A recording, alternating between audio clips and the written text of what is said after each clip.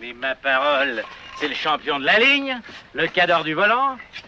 Pardon, monsieur, excusez ma curiosité, vous seriez-il pas ensablé des fois? Tu veux savoir? Eh ben, t'es même pas drôle. Allez, mon gars, en avant les pelles et les tôles. Faut aider son prochain. Ah, qu'est-ce que tu veux? C'est les misères de l'âge, hein? Faut faire semblant de s'apercevoir de rien. Ce pauvre Plouc, il a la vue qui baisse, alors il roule de plus en plus à côté de la piste. On le récupère un peu partout, des fois en Mozambique, des fois sur la Nationale 7, des fois, comme c'est le cas, dans le pêche-pêche. Alors on le ramène en remorque pour pas qu'il perde sa place. Bah, un vieux, faut bien que ça mange. Ça finit, oui. Oui, Ah. oui, allons-y. Alors je propose 20 pelletés à la minute, c'est une bonne cadence, non, d'accord?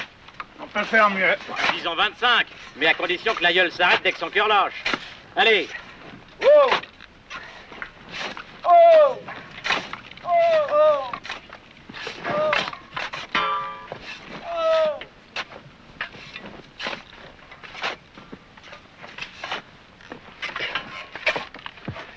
Dis donc, qu'est-ce qui vous avait fait le sourdingue pour que vous le mettiez dans cet état-là? Il avait pas l'air content. Il m'a dit aussi que cette petite vache de Rocco se trimballait avec une fille, c'est vrai? Qu'est-ce qu'il l'aura ramassé en bordure de piste? J'en sais rien.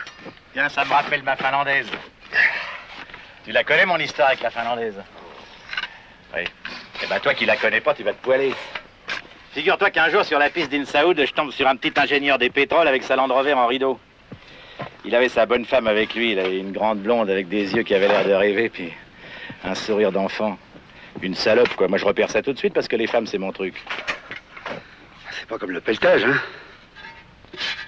Alors, aussi c'est que je propose au petit ingénieur, si vous voulez, j'emmène votre dame à Agdid et puis je vous envoie la dépanneuse.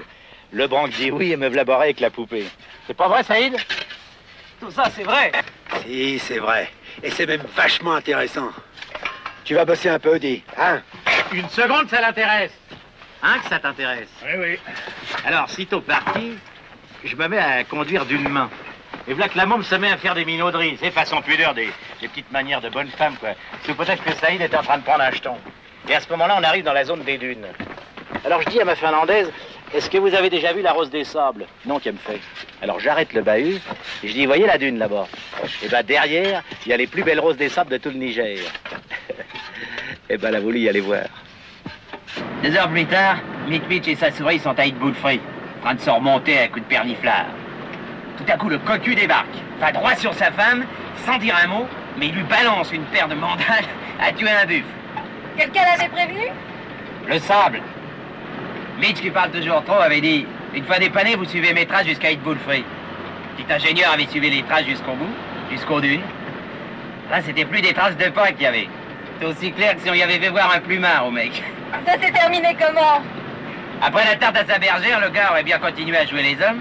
Mitch a bloqué la première pêche et lui a dit « Tu viens de briller, gâche pas tes cartes. » Et son mari n'a rien dit? Oh, tu sais, quand les types de 130 kilos disent certaines choses, ceux de 60 kilos les écoutent.